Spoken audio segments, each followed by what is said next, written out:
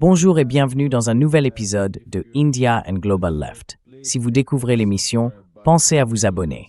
Et si vous le pouvez, devenez membre sur YouTube, soutenez-nous sur Patreon ou faites un petit don via le lien dans la description. Sans plus attendre, j'ai le plaisir d'accueillir notre invité de ce soir, Laith Marouf. Laith est un journaliste basé à Beyrouth qui couvre l'offensive israélienne et l'occupation de certaines zones du Liban, ainsi que de la Palestine. Laith, bienvenue à nouveau dans India and Global Left. Late, welcome back to India and Global Left. Et très heureux avec vous. Merci beaucoup pour l'invitation. Si vous pouviez commencer par votre analyse de la situation au Liban, surtout depuis le 2 mars. Il y a des rapports indiquant que l'entité sioniste a tué environ 2400 personnes au Liban et qu'1 million de personnes supplémentaires ont été déplacées. Un rapport publié aujourd'hui affirme que 62 000 bâtiments ont été détruits. Pouvez-vous décrire ce qui s'est passé depuis le 2 mars en particulier?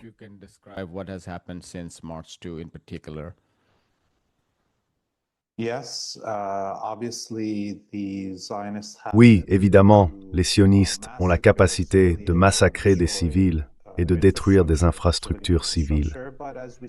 Mais comme on le voit, ils sont totalement incapables d'obtenir des victoires militaires sur le terrain quand ils affrontent le Hezbollah. C'est pour ça qu'ils s'en sont pris aux civils pendant toute la guerre, pendant ces 45 jours. Et comme on le constate aujourd'hui, puisqu'ils n'ont pas réussi à obtenir de victoires militaires pendant les combats, ils essayent maintenant d'établir des positions permanentes en détruisant complètement les zones qu'ils occupent pendant le cessez-le-feu.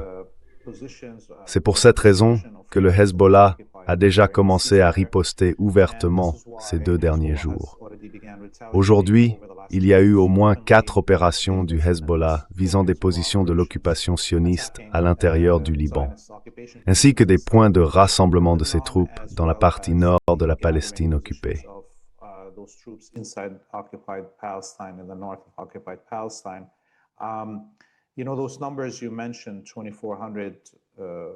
Les chiffres que vous avez mentionnés, 2400 morts au Liban en 45 jours, dont au moins une centaine de membres du personnel médical. Comme à Gaza, les sionistes ont choisi de viser ce qu'il y a de plus facile à atteindre.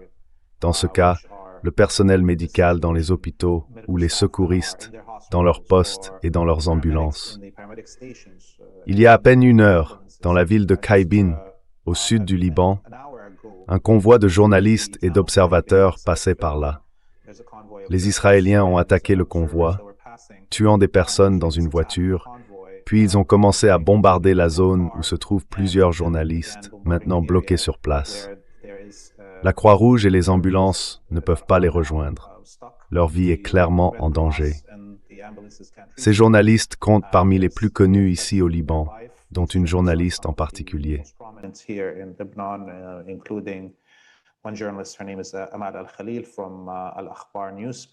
Elle s'appelle Amal Al-Khalil, du journal Al-Akhbar. Alors dans l'ensemble, ce qu'on constate, c'est que les sionistes peuvent tuer des gens, viser des journalistes, viser des soignants, mais qu'ils sont incapables d'obtenir une victoire militaire. Et concernant les destructions massives, vous savez, 62 000 logements détruits. Ces derniers jours, nos équipes de Free Palestine TV sont descendues vers le sud, même au-delà de cette ligne jaune imaginaire tracée par les Israéliens. Et là, on a vu des dizaines d'engins non explosés dans des maisons, dans des champs.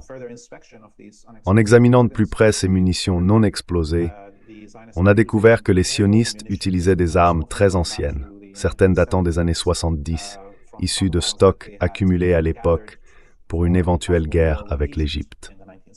Et beaucoup de missiles censés viser les routes ont été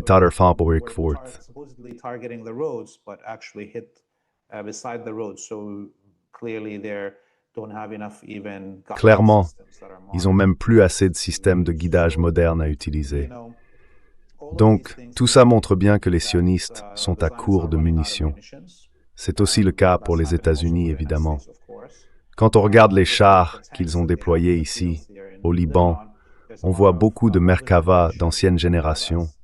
Ils ont perdu au moins 200 chars au Liban, rien que dans cette bataille, et déjà plus de 1000 chars dans les combats à Gaza et au Liban entre 2024 et 2025.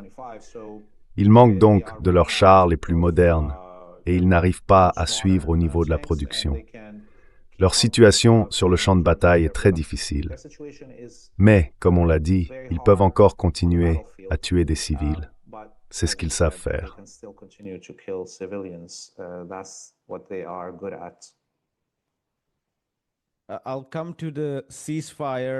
Je vais venir à la question du cessez-le-feu et aux discussions possibles sur une prolongation de ce cessez-le-feu.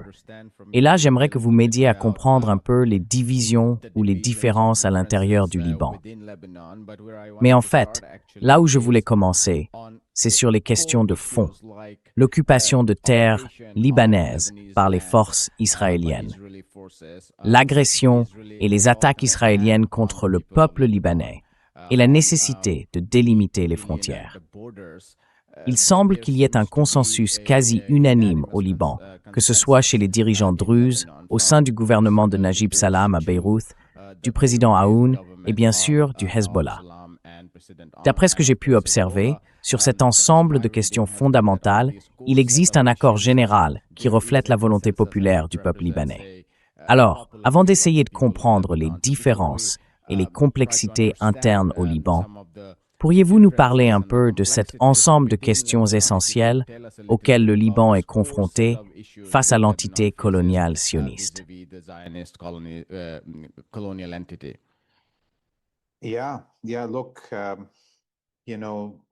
Oui, écoutez. Vous savez, en ce moment, dans le sud du Liban, les zones que les sionistes ont tracées dans leur imagination avec cette ligne jaune incluent beaucoup de villages chrétiens, druzes et sunnites. En fait, certaines des zones que les sionistes désignent comme étant derrière cette ligne jaune, qu'ils veulent vider de leurs habitants, comprennent certains des sites les plus sacrés pour la communauté druze. Donc, ce n'est pas quelque chose qui sera acceptable pour aucune des populations du Liban. Et c'est pour ça que le gouvernement libanais, nommé par l'ambassade américaine, n'a en réalité aucune légitimité pour négocier directement avec les sionistes à Washington. Vous savez, l'opinion publique dans le pays est contre l'occupation et la grande majorité des dirigeants des différentes confessions religieuses se sont exprimés contre cela.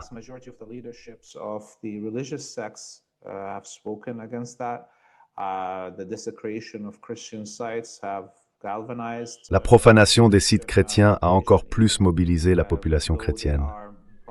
Même s'ils sont sans doute ceux qui subissent le plus la propagande, que ce soit des médias impérialistes occidentaux ou des médias saoudiens, pour les pousser à s'opposer à la résistance, ils ont bien vu, eux, ce qui est arrivé à leur village quand les Israéliens les ont occupés. Donc je ne pense pas qu'il y ait le moindre moyen pour les sionistes de maintenir cette occupation. Et même à leurs meilleures époques, dans les années 70 et 80, quand le rapport de force était très déséquilibré, ils n'ont pas réussi à tenir le territoire. Alors on peut imaginer, avec cette nouvelle résistance sophistiquée, qui dispose de missiles guidés, de drones armés et de tout ce qui va avec, les dégâts qu'elle peut infliger aux forces sionistes qui tenteraient de tenir un territoire au Liban.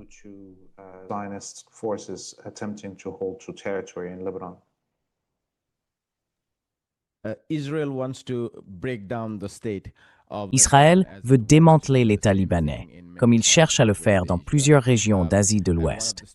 L'une de ses stratégies, c'est de créer des divisions et une guerre civile au Liban. Et le pays a déjà connu ce genre de situation dans son histoire. Vous avez évoqué l'influence, ou plutôt affirmé clairement que l'ambassade des États-Unis au Liban nomme en quelque sorte le gouvernement à Beyrouth. Pouvez-vous nous en dire un peu plus sur la nature de la relation entre le gouvernement de Beyrouth et le Hezbollah? Parce que certaines analyses sont très simplistes. Elles présentent cette relation comme une opposition totale. D'autres, au contraire, parlent d'un mélange de coopération et de rivalité. Alors si vous pouviez nous aider à mieux comprendre cette complexité et replacer la question du cessez-le-feu dans ce contexte-là.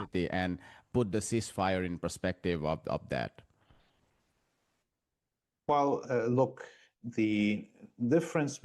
Écoutez, la différence entre le Liban et le reste de la région que les sionistes veulent fragmenter, c'est qu'en réalité, le Liban en tant qu'État n'existe pas vraiment. Il n'a jamais existé. Le gouvernement libanais ou ses forces armées depuis 1942, depuis la création du Liban en le détachant de la Syrie, n'ont jamais contrôlé les frontières, ni détenu le monopole de la force sur leur territoire. Et c'est pourtant ça qui définit un État. Donc, en fait, le Liban vit en permanence dans une forme d'anarchie, où chaque communauté, chaque quartier, chaque région, chaque village s'occupe de lui-même. Alors essayer de fragmenter quelque chose qui n'existe pas, c'est une entreprise vouée à l'échec.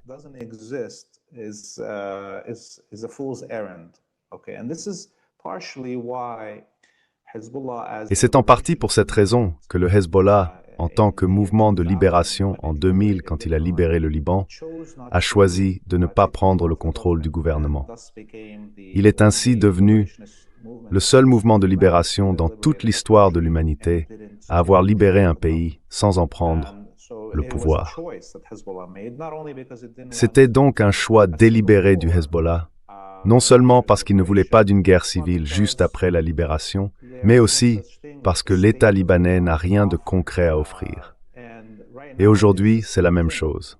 Si le Hezbollah et ses alliés, qui représentent la grande majorité du peuple libanais, le décidaient, ils pourraient faire un coup d'État et, en 5 minutes, prendre le contrôle de tous les bureaux du gouvernement, arrêter le gouvernement de Nawaf Salam et le traduire en justice.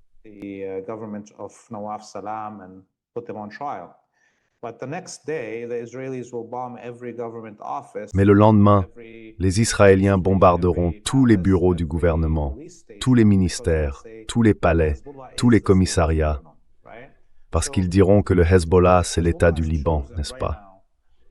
Alors, ce que le Hezbollah a choisi de faire maintenant, c'est de laisser ses esclaves de maison, le Premier ministre et le président du Liban, qui obéissent aux États-Unis et aux sionistes, faire ce qu'ils veulent, qu'ils signent de l'encre sur du papier sans valeur, s'ils en ont envie. Parce que ce gouvernement-là ne peut pas affronter le Hezbollah. Ce gouvernement veut servir les Israéliens et les Américains, mais il est incapable de rendre les services qu'il voudrait leur offrir.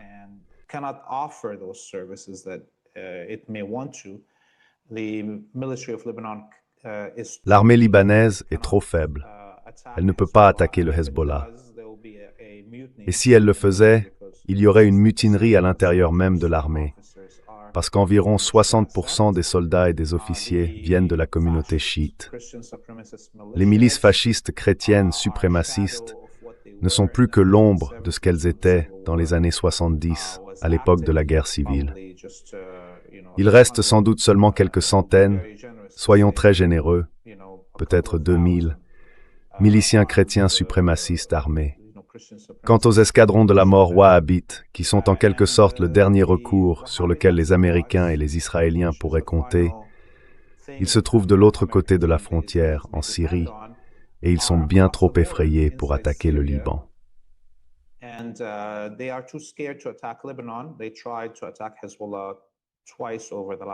Ils ont essayé d'attaquer le Hezbollah à 2 reprises au cours des 15 ou 16 derniers mois, et ils ont perdu les batailles à la frontière. Et si le HTS d'Al-Julani déplace ses troupes pour attaquer le Liban, la Syrie s'effondrera. Il y a en tout environ 60 000 combattants du HTS qui peinent déjà à contrôler les points de passage à travers la Syrie. S'ils les retirent pour attaquer le Liban, le pays s'effondrera et chaque région fera sécession. Donc, il n'y a pas de véritable menace, ni interne ni externe, contre le Hezbollah, à part une intervention directe d'Israël ou des États-Unis. Et c'est déjà ce qu'ils font. Alors ajouter une signature sur un papier, que ce soit celle du Premier ministre ou du président du Liban, ne changera rien à la réalité sur le terrain.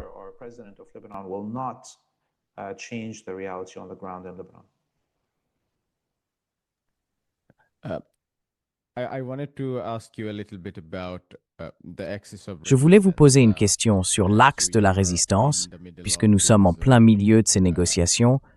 et aussi du blocus, enfin, selon la manière dont on veut le définir, entre l'Iran et les États-Unis. Cette question est évidemment liée au Liban. Israël, bien sûr, cherche à dissocier tout ça de plusieurs façons. Comment décririez-vous l'impact de la résistance iranienne face au bombardement américain sur l'ensemble de l'axe de la résistance dans la région?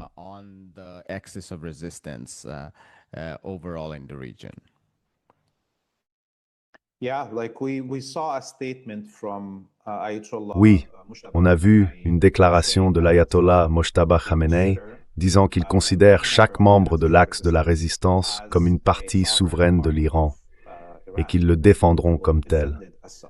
Donc je pense que le fait que l'Iran ait repoussé l'invasion du régime américain, qu'il ait contré l'attaque et détruit la base de pouvoir américaine en Asie occidentale, a redonné de la force à la résistance dans toute la région. Tous les doutes que les gens pouvaient avoir après la chute de la Syrie, ou ce moment si déprimant, ont disparu. L'euphorie que les sionistes ont ressentie quand les escadrons de la mort wahhabites ont pris Damas, quand leurs troupes sont entrées en Syrie et ont presque atteint les portes de Damas, les Israéliens, cette euphorie-là, elle a disparu. Les sionistes savent qu'ils ne peuvent pas vaincre l'axe de la résistance sans une implication directe des Américains. Et maintenant, cette implication directe américaine a montré ses limites.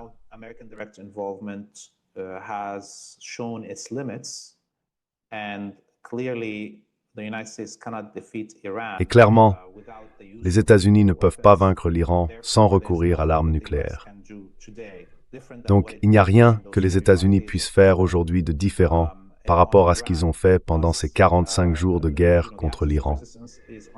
Ainsi, vous savez, l'axe de la résistance est en pleine ascension. Le Yémen va très probablement devenir une superpuissance régionale à lui seul. Si l'on considère qu'il y a une forte possibilité que le Yémen suive le même chemin que l'Iran, en étendant sa souveraineté sur le détroit d'Ormuz. Même si les États-Unis ne relancent pas une guerre dans laquelle le Yémen fermerait le détroit de Bab el-Mandeb, pourquoi le Yémen n'étendrait-il pas sa souveraineté sur Bab el-Mandeb? Cela ferait de lui une superpuissance à part entière et lui apporterait des revenus pour sortir le pays de la pauvreté. Donc, vous voyez, les perspectives d'avenir sont très favorables pour les membres de l'axe de la résistance, grâce au succès remporté sur le champ de bataille, en Iran, au Yémen et au Liban.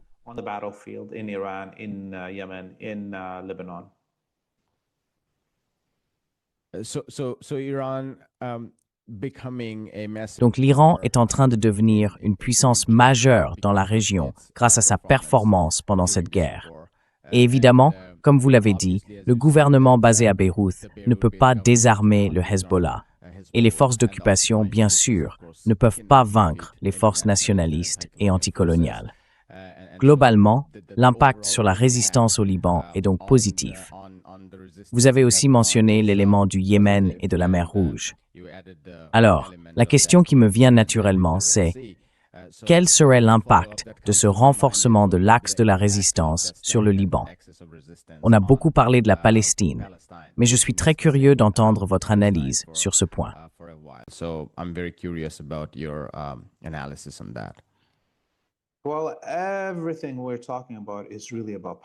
Eh bien, tout ce dont nous parlons en réalité concerne la Palestine.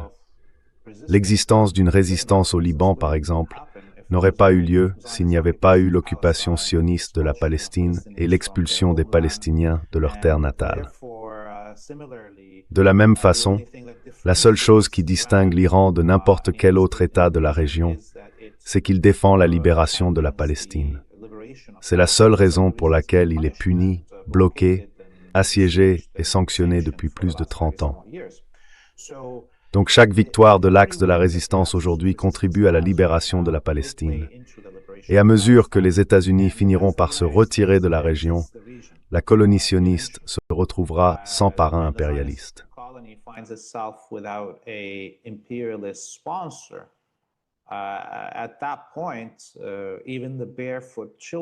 À ce moment-là, même les enfants pieds nus de Gaza pourraient libérer la Palestine par eux-mêmes. Bon, et maintenant, la seule chose qu'on peut imaginer si on veut être ultra positif et jouer à ce petit jeu, c'est de dire que les États-Unis vont se retirer d'Asie occidentale. Et alors la colonie sioniste se retrouverait seule, l'Occident abandonnerait son soutien en armes, en argent, en aide économique et politique, tandis qu'Israël garderait toujours ses armes nucléaires. On voit déjà les dirigeants de l'axe de la résistance réfléchir à cette possibilité. Que va-t-il se passer une fois que les sionistes seront abandonnés? Et clairement, quelqu'un devra venir récupérer ces armes nucléaires avant que ces fous sionistes ne traînent toute l'humanité dans un hiver nucléaire contre notre volonté.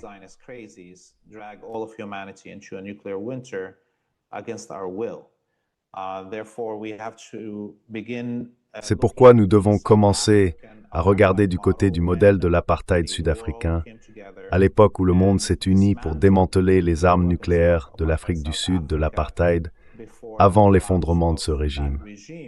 Et hier, les Iraniens, je pense, ont commencé ce processus en essayant de faire entrer cette idée dans les esprits en Occident avec leur demande adressée à l'Agence internationale de l'énergie atomique. Ils ont demandé que l'agence se rende en Palestine occupée et place toutes les armes nucléaires et le programme nucléaire de la colonie sous sa supervision.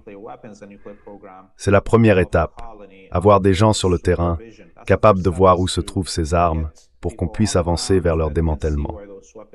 Ainsi, quand viendra le moment de l'effondrement de la colonie sioniste, nous pourrons tous respirer plus librement, sans craindre un hiver nucléaire.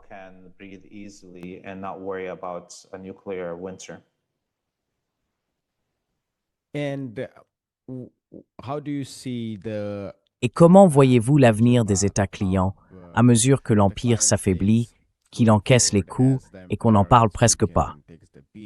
Probablement une lente agonie de l'Empire, mais en tout cas un déclin certain dans la région. Il y a toujours eu des États clients. Quelle est selon vous la perspective pour ces États-là? Bien sûr dans le Golfe, mais je pense aussi à la Jordanie, à certaines parties du Liban et évidemment à l'Afrique. Et maintenant la Syrie. Ce ne sont pas seulement des fondamentalistes, c'est aussi un État client des États-Unis. Quel avenir les attend?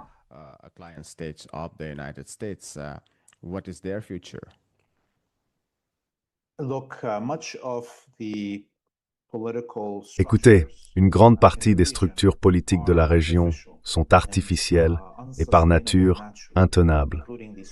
Ça inclut ces frontières que les puissances impériales ont tracées à la fin de la Première Guerre mondiale. Alors qu'est-ce que je veux dire par là? Regardez ce qui se passe en ce moment avec les Émirats arabes unis. Ils viennent d'annoncer qu'ils sont en gros en faillite et qu'ils demandent un prêt, une aide financière aux États-Unis. C'est un pays qui compte à peine 1 million de citoyens, avec certains des gisements de pétrole et de gaz les plus riches au monde. Où est passé tout cet argent? Clairement, leur argent est dans les banques américaines et occidentales, et il a déjà été confisqué. Autrefois, ces vassaux recevaient au moins une part de l'exploitation de leurs ressources, peut-être autour de 10% de leur propre pétrole et de leur gaz.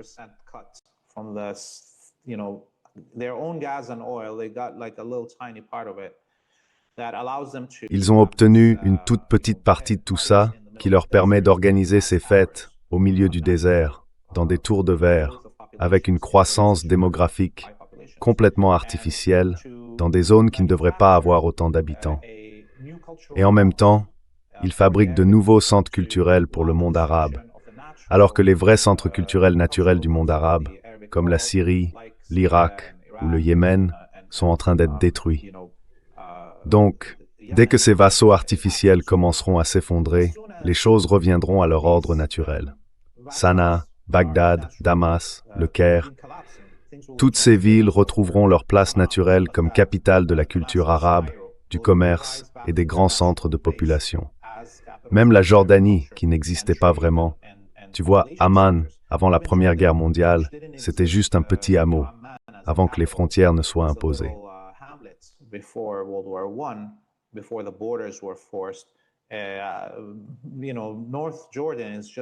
Vous savez, le nord de la Jordanie, c'est un peu comme la banlieue de Damas, en fait. Ces frontières artificielles, ces constructions politiques forcées avec leurs États vassaux et leurs dirigeants vassaux, tout ça s'effondrera dès que les États-Unis partiront. c'est simplement l'ordre naturel des choses. Quand on parle de la libération de la Palestine, les gens imaginent qu'il y aura d'abord une libération, puis un État palestinien. Mais non, en réalité, si la Palestine est libérée, les frontières de Sykes-Picot s'effondreront. Des millions de réfugiés palestiniens venus de Syrie, d'Égypte, de Jordanie et du Liban marcheront vers la Palestine. Et avec eux, il y aura d'autres millions de personnes qui voudront simplement aller visiter Jérusalem pour la première fois depuis un siècle. Et eux non plus ne repartiront pas. Ce sera la fin de ces frontières. Il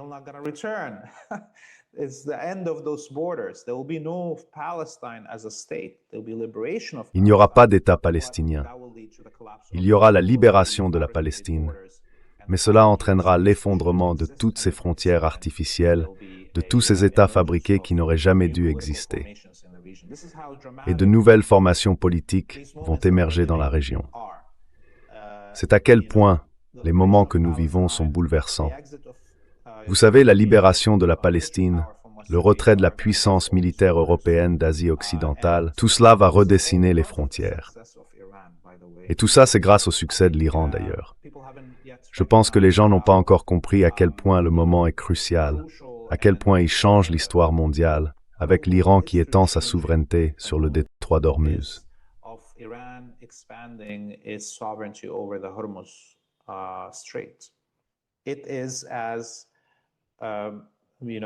C'est un moment aussi marquant, tu sais, que lorsque Gamal Abdel Nasser et l'Égypte ont étendu leur souveraineté sur le canal de Suez et l'ont nationalisé. Et la guerre qui a suivi celle de l'attaque tripartite en 1956, l'offensive britannique, française et israélienne contre l'Égypte, s'est soldée par leur défaite. Cette défaite a conduit, tu vois, la France et le Royaume-Uni à perdre leur statut de superpuissance mondiale pour devenir des puissances secondaires dans le sillage des États-Unis, qui sont alors devenus la nouvelle superpuissance à la suite de la crise de Suez. Aujourd'hui, les États-Unis cessent d'être cette superpuissance à cause de la crise du détroit d'Ormuz qu'ils ont perdue. Et il n'existe aucune puissance européenne capable de les remplacer comme hégémons au sein de la hiérarchie européenne.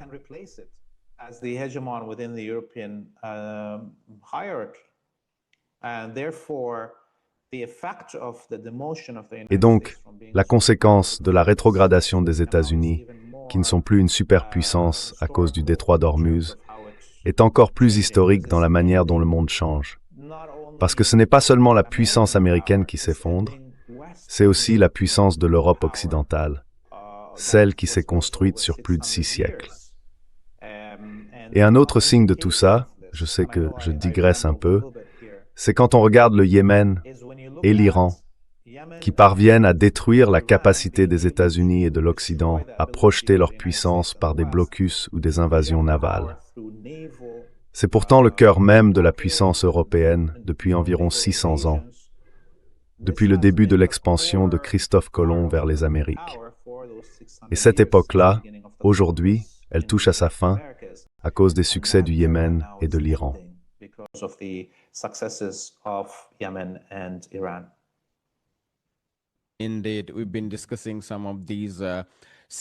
En effet, nous avons parlé de l'importance de la montée en puissance de l'Iran, notamment avec la reprise du contrôle du détroit d'Ormuz. Ça me rappelle la période de l'effondrement de l'empire safavide, vers 1732 ou peut-être 1726, je ne suis plus sûr. Et depuis cette époque, l'arrivée du colonialisme européen a mis fin au libre-échange asiatique dans la région. Nous avons aussi évoqué l'intégration de l'Iran dans l'Asie émergente, ses perspectives commerciales et les conséquences que cela pourrait avoir, notamment sur le système du pétrodollar, puisque les États clients pourraient repenser leurs relations avec les États-Unis. Cela pourrait accélérer la mise en place d'un ordre mondial dirigé par l'ONU, ou peut-être pas forcément sous l'égide de l'ONU, car le système financier chinois n'est pas encore assez libéralisé pour devenir la seule monnaie hégémonique mondiale. Mais on peut clairement imaginer un système monétaire mondial à plusieurs niveaux.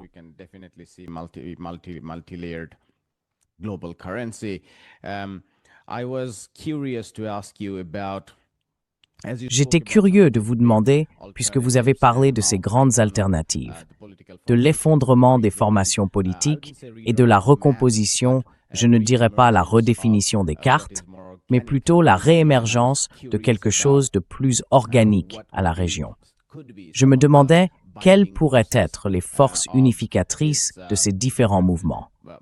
Je pense à certaines discussions des années 30 et 40, quand des visionnaires de l'époque voyaient déjà la fin d'un certain type d'ordre colonial. Bien sûr, ils ne voulaient pas que l'ordre américain remplace l'ordre français ou britannique. The French and the British order, but they were talking about secular nationalism. Mais ils parlaient de nationalisme laïque. Beaucoup discutaient du rôle de la religion. La langue, elle aussi, commençait à apparaître comme une base naturelle pour rassembler les gens. Bien sûr, dans votre région, la religion reste un facteur majeur. Dans d'autres, c'était le communisme.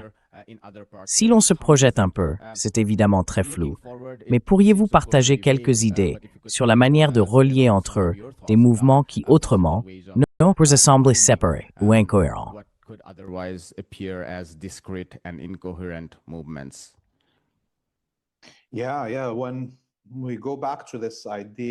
Oui.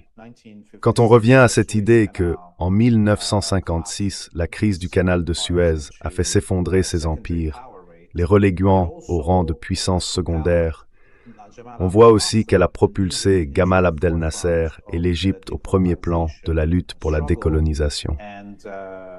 Et vous savez, Gamal Abdel Nasser a tendu la main à d'autres dirigeants dans le monde qui menaient eux aussi leur propre combat pour la libération. Et il a formé le mouvement du tiers-monde, ou le mouvement des non-alignés. Gamal Abdel Nasser a, en quelque sorte, contribué à libérer la moitié de l'Afrique. Et il était très proche de Lumumba. Il a même sauvé sa femme et ses enfants au moment où il était assassiné au Congo. Tout cela découle de cette capacité qu'a eue l'Égypte à remporter ce moment décisif.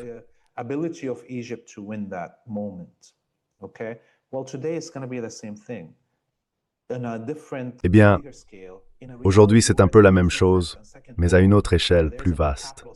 On est dans une réalité où il n'y a plus de premier et de second monde, plus de camps capitalistes et de camps communistes qui se disputent le contrôle des peuples en voie de décolonisation. Vous voyez? Aujourd'hui, tout ça n'existe plus. Il n'y a qu'un empire américain avec tous ses éléments, l'OTAN, l'Union européenne, le Conseil de coopération du Golfe. Et en face, de nouvelles puissances émergentes comme la Chine et la Russie, qui n'ont pas de motivation idéologique dans leurs relations avec le reste du monde. Elles n'ont pas non plus l'intention d'être coloniales, ni de rivaliser avec les peuples qui cherchent leur libération. Donc je pense qu'en ce moment, l'Iran est bien placé pour devenir le moteur des mouvements de libération à travers le monde.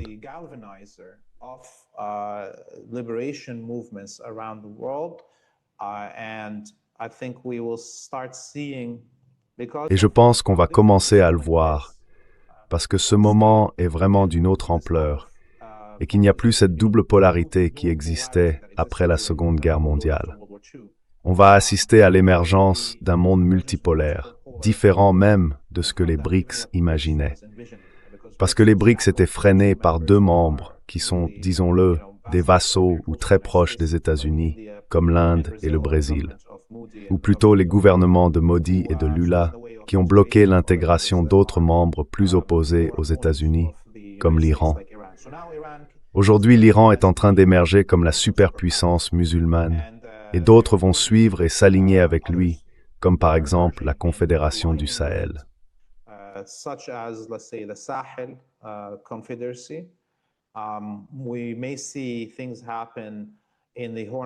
On pourrait voir des choses bouger dans la Corne de l'Afrique si le Yémen s'en mêle.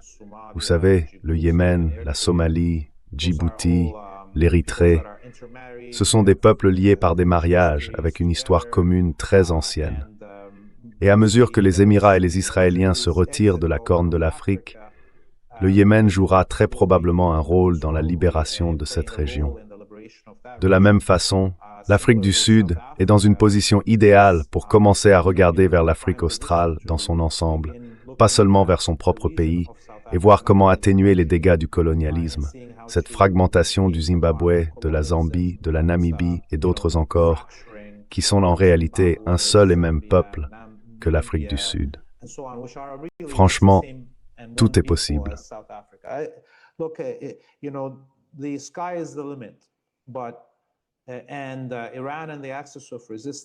Et l'Iran, comme l'axe de la résistance, savent très bien ce qu'ils font. Ils voient les effets de leurs actions et les conséquences que cela peut avoir à l'échelle mondiale. Mais à ce stade, c'est aux autres nations de prendre le taureau par les cornes et d'agir.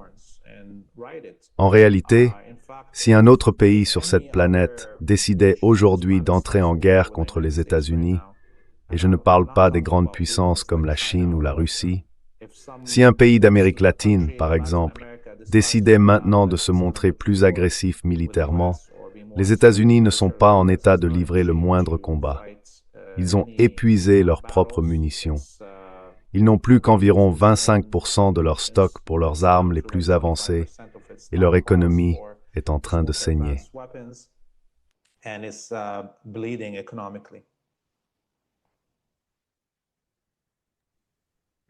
I have one final question, and what kind of media do you, given both you and I are in media, in whatever way we define it, but we do consume, produce, we are part of that, whether we like it or not, and going forward, given these movements are so big and transnational in many ways. It's not just about a country standing up to imperialism, but it's also people within countries, even if their governments have not stood up against imperialism and Zionism, but there are people across the world who have done that. And with that, there is an element of media, alternative, or in whatever ways you define. My final question, what kind of media would emerge out of this new order that you just described?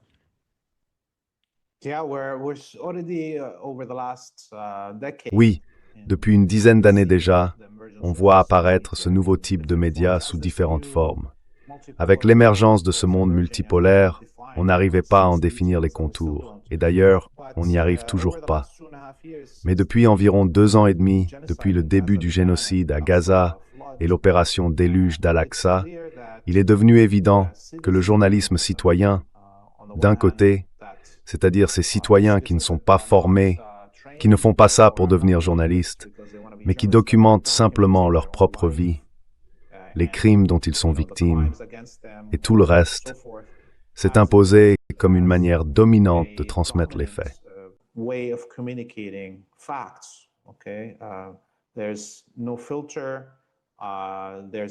n'y a plus de filtre.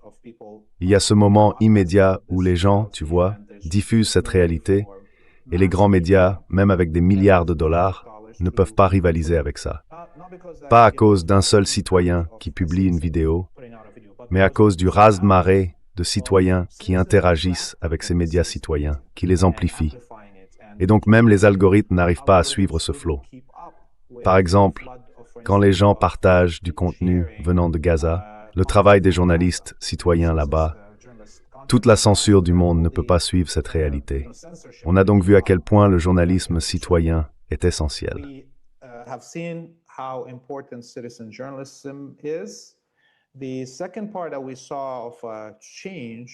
La deuxième forme de changement qu'on a observé, bien sûr, c'est le journalisme militaire. Les médias militaires du Hamas, du Hezbollah ou maintenant de l'Iran, qui produisent des contenus très détaillés et très bien réalisés directement depuis les champs de bataille. Et ces contenus sont souvent plus percutants que, disons, les films d'actualité diffusés dans les cinémas pendant la Seconde Guerre mondiale. C'est de la propagande de guerre, mais portée à un niveau artistique très élevé. C'est donc une autre forme de journalisme qu'on voit émerger aujourd'hui, innovante, différente, un vrai changement. Et enfin, je dirais que quand on regarde des projets comme votre chaîne India and the Global Left ou Free Palestine TV, on ne peut pas vraiment parler de journalisme citoyen. Mais on peut parler de journalisme alternatif. Des contenus financés et soutenus par les spectateurs eux-mêmes, où l'on n'a pas besoin d'attendre qu'une grande agence de financement, un parti politique ou un gouvernement nous donne de l'argent.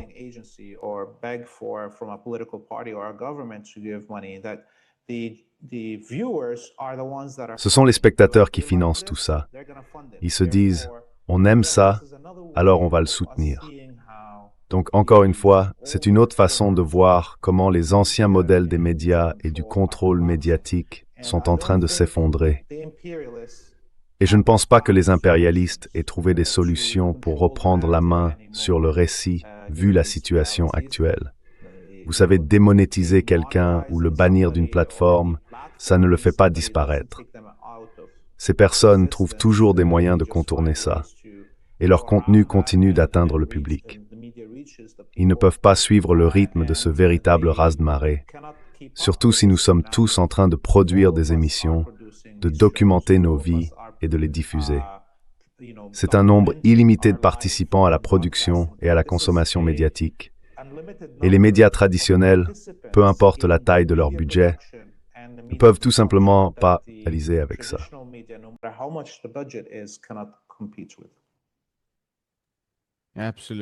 Absolument. On va s'arrêter là, Laith. Merci beaucoup pour vos réponses et pour votre temps. J'apprécie vraiment et j'espère qu'on se reverra bientôt. Merci beaucoup, Jyotishman. À très bientôt. Bonjour, je m'appelle Ayushman.